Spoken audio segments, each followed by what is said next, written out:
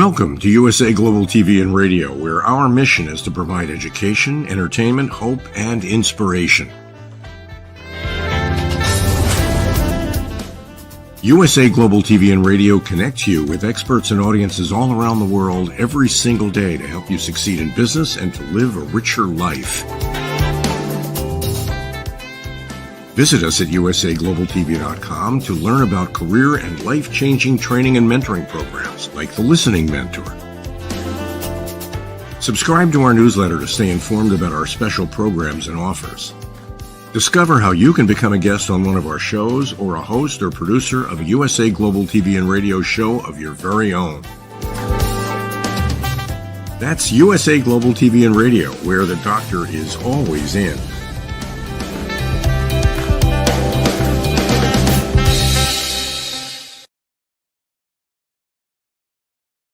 Y'all, this is red.olaughlin. Actually, I probably should say good morning, good evening, good afternoon. This is a worldwide broadcast, and USA Global TV Radio Network is all over. On the Wise Ones today, our show, I have the privilege of chatting with Tong, and she will be joining me in just a moment. She is an author, and this first book is a trilogy of books about China and some remarkable things that had happened over there historically. And we are going to get into a little bit of detail about that. So, please join me. Hi, Red. Thank you for having me. Okay, so you lived over in China and then basically came over to the United States, not the United States, to Canada, got an education, wrote a book, and that's kind of a real synopsis. But is there anything that you want to talk about your time in China or your impressions of Canada when you got here? Yeah, for sure. As you said, I was born and raised in China. I came to Canada when I was 26 to pursue my master's degree. So I spent 26 years in China. When I was 4 years old, the Cultural Revolution in China started. So I witnessed the cruel, like the chaos and the brutality of what happened. And China was divided by the guy at the very top. So they have different class system. It's like a hierarchy, right? There's different class systems, different classes, and they made people to fight each other.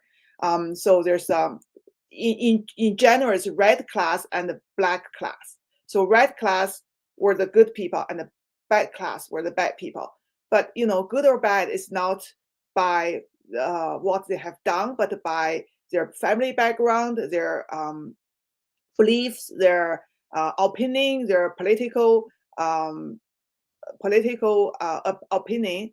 And so, for example, the good class, if they're soldiers or blue collar workers or peasants, they're good class.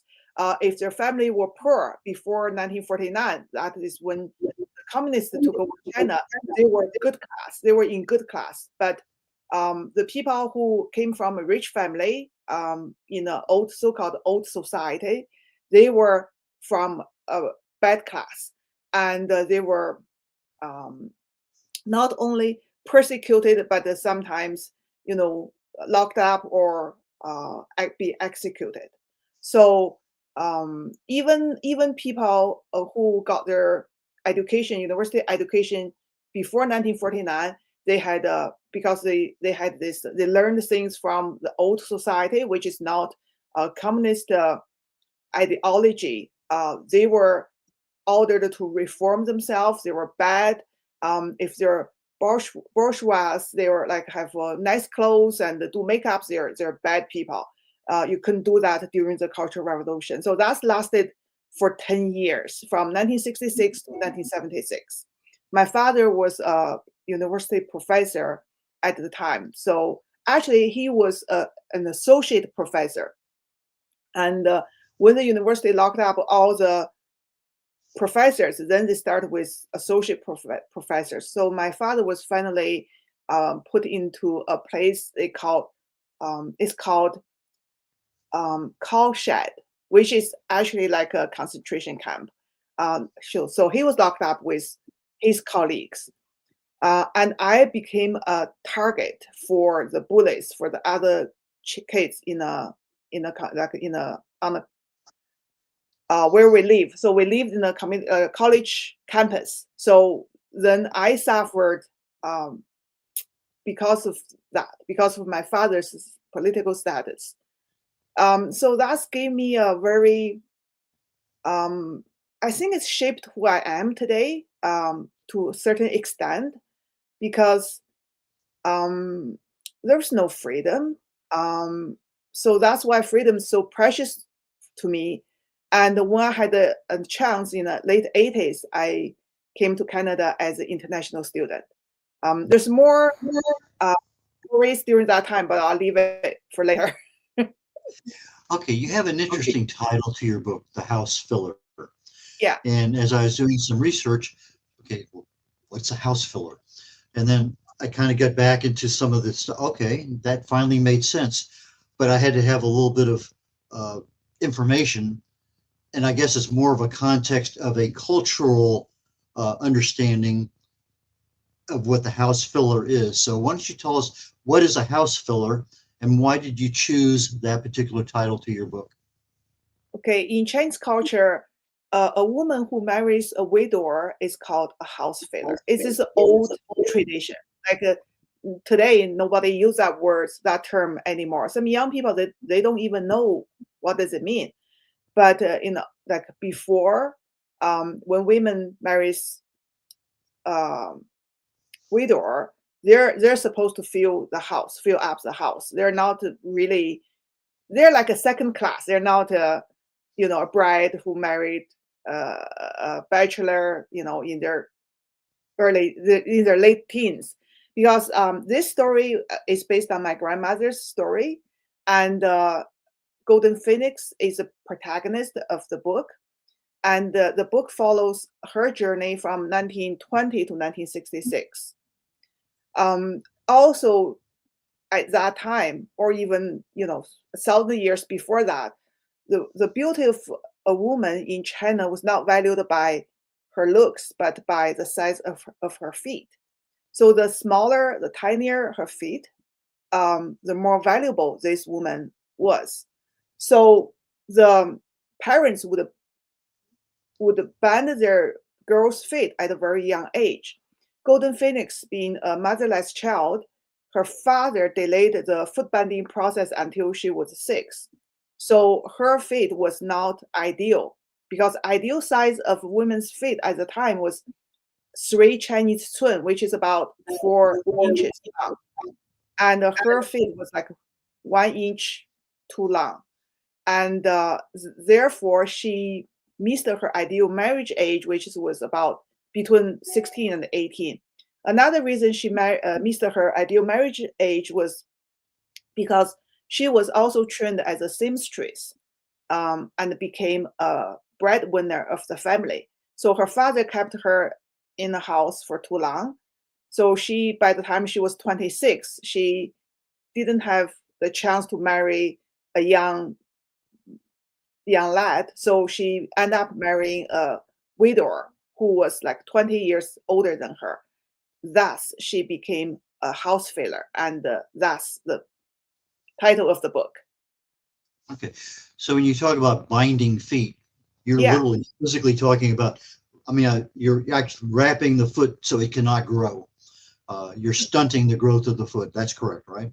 Not only wrap it, but bend the 4 toes, except the big one, underneath of one's foot.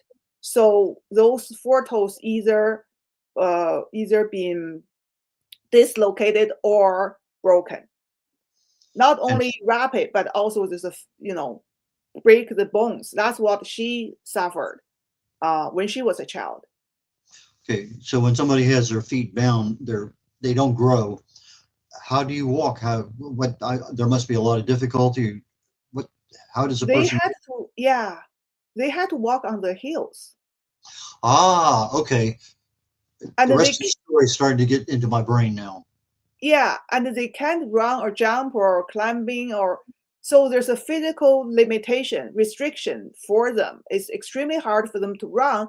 Then when the Japanese invaded China, like launched large-scale invasion in 1937, and when they approached her hometown in Kaifeng, they had to run. They were like refugees, but with bound foot, it's really, really hard. Also, girls at the time were denied education. I would say like 95% of the girls were denied, unless if the girls are from a really rich family. So her father actually hired a private tutor for her two brothers, but she was not allowed to enter the classroom because they felt like the tradition was girls didn't need to work, didn't need to have knowledge. All they needed to marry a good man. So that's like she started with huge disadvantage of her life. But that was also a time of changing. The new government eventually called for abolish food banding, and all of a sudden, girls could go to schools. Like her children could go to schools, but not her. It was really difficult for her after her husband passed away. She didn't have a way to make a living, and she had 5 children to raise. Okay, the primary character is Golden Phoenix.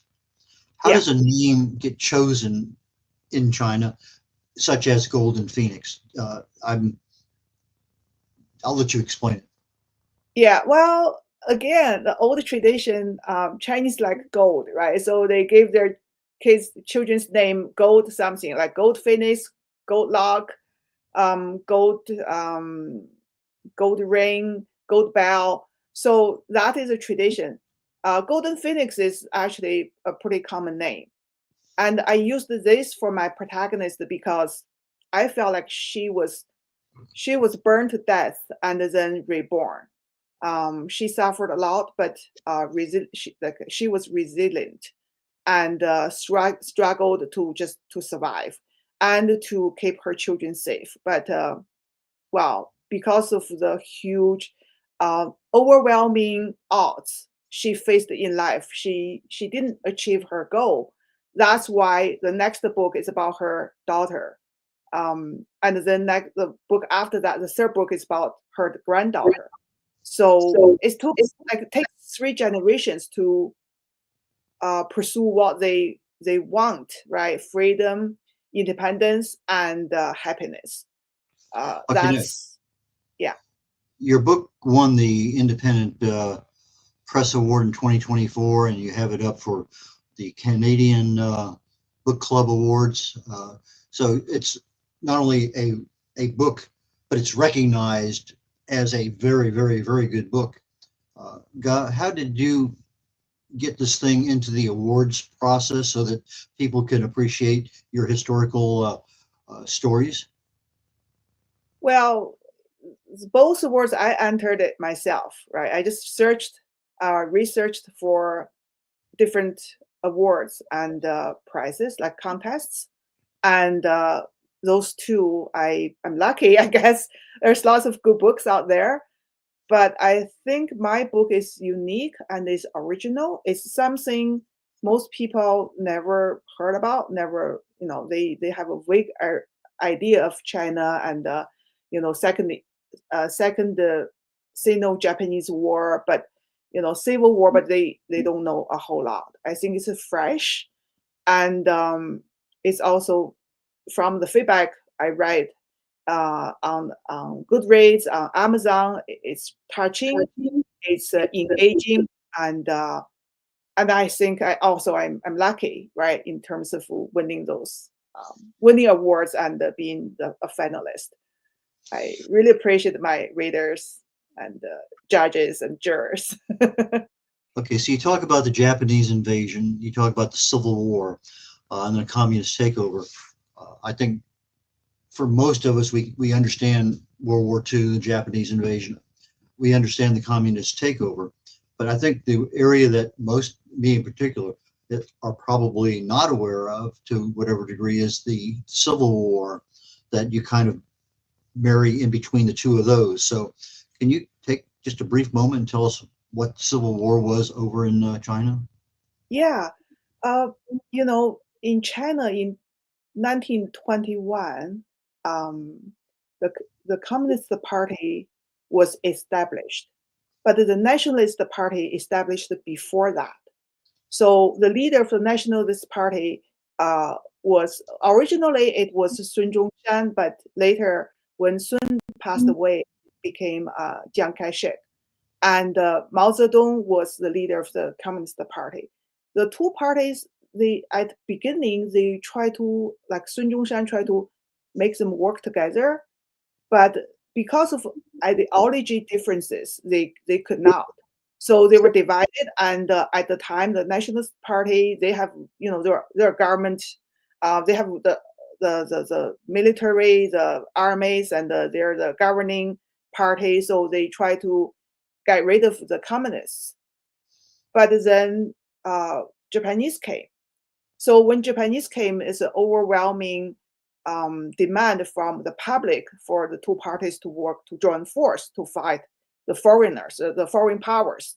So they joined force, but there's still there's gaps, there's things in between. They're not really truly together fighting Japanese. So, but the Nationalist Party, they were Nationalist Army, they were the majorities. Like they have the weaponry, the people, the soldiers. So they were the front. They fought at front line, and the Communist Party, they retrieved to Yan'an. So that's their their base. They based in Yan'an, which is like a northwest of China. Japanese never went there and never bombed Yan'an. But after Japanese surrendered in 1945, the two forces started the civil war, and eventually the Communist Party won because the National Party, they fought for like 8 years. They were totally exhausted in terms of the huge amount, millions of Chinese soldiers died in the war, and also because of the war, they tried to finance the war, so the inflation went skyrocket. It's like we're not talking about a few, like 100% or 200%. We're talking about percentage in thousands, like 4,000% of inflation. So the ordinary Chinese people, they just get tired of that. That's how the communists won the war. In 1949, eventually the nationalists retrieved to Taiwan, and in 1949, the new China was born. It's like the Republic of the People's Republic of China. That's People's Republic of China is the people in main China right now. Taiwan is just the Republic of China. There's no people in front. So that's how you distinguish the two. I don't know, how do you call that? Because if I say two countries, I'll be attacked. Because Chinese mainlanders, they won't allow you to say these are two countries. So if they say like Taiwan is one province of China. Yeah, I've seen similar things with Greece and Macedonia. There's some uniquenesses there and some cultural things. And anyway, but so you have Republic of China, which we call today Taiwan, which back then was Formosa, and then the People's Republic of China is what we think is a big country of China. So there are a lot of things have changed even in my lifetime. So, okay, so you wrote the book. Yeah. How long did it take you to write the book? For the entire trilogy, almost 20 years. Okay. The other books are written also? Yeah. Okay. The reason is that at the beginning, I wrote a big, long book with 240,000 words, and I couldn't find a publisher. I did not know why, until a mentor of mine told me that it's too long for either literary fiction or historical fiction. You have to divide it into 2 or 3 books. So that's how I divide it into 3 books. That's how all 3 books are written. Okay. What's the names of the other 2 books? The second book is called The Pinioned Bird. The Pinioned Bird. Okay. Pinoned. Yeah, the pinoned bird. I can type it on this later. And the third book is called The Dream Chaser. Okay, so we're getting to the end of the show. How do people buy your books? Let's take care of that one first, and then if they want to follow you on social media or anything else, let's answer the question: how do people get your books? Well, in Canada, if they for the readers in Canada, some independent bookstore carries my book, but also it's like Amazon, Kobo, Indigo's website, even Walmart. But when you search the book, I found out on Amazon, if you just put like the house filler, it's really hard for you to find my book because you got end up with a whole bunch of house items. So actually, you need to put the house filler, then something, a dash or a hyphen, then Tong, then it's really easy to find it. Some libraries, the Canadian libraries also carries my book, lots of them. In the US, I found this interesting. Those libraries who bought my book are university libraries. Interesting. Yeah. Okay, so if I go to Amazon, I'll type in house filler and put a dash, then Tonga. Yeah. We'll cover that here in just a brief. In fact, I'll just start covering it now. I've been put a hyphen. Something with author's name there. Yeah. Okay. The audio audience that will listen to this down the road, Tonga is T-O-N-G, one word. Ga is G-E. It doesn't sound in English, it doesn't look right, but that's the word, that's her name. And so the house filler on Amazon / whatever, Tong, T-O-N-G, space Ga, G-E. Yeah. Okay. Okay, we're at the end of our time here, so I'm going to say thank you so very much for joining me today. I learned a lot. You filled in a lot of holes that I didn't know about, so thank you so very much. Thank you, Red. I really appreciate it. And I look forward to our next conversation. In about another minute or so, the program will end, and the Wise Ones is a dual show today. My second guest is Brian Anderson, another author. We'll talk to him about his series of books. And after that is my show called Talking Heads. And today I'm covering the topic, what would I do if I found out today I had cancer? I'm a researcher. I do a lot of study of the human body at the cellular level, chemically speaking, looking for cause and effect relationships, primarily from diseases, age-related diseases, longevity, aging. So based on my research, what I've done for Alzheimer's and cancer and other things I've written about and spoken about, I decided, well, let me share my knowledge, awareness, education on what would I do if I found out that I had something. So with that, I'm going to say goodbye today for the Wise Ones with Tonga, and join me with Brian Anderson on the Wise Ones coming up here in just a few minutes. Thank you so very much. Bye now.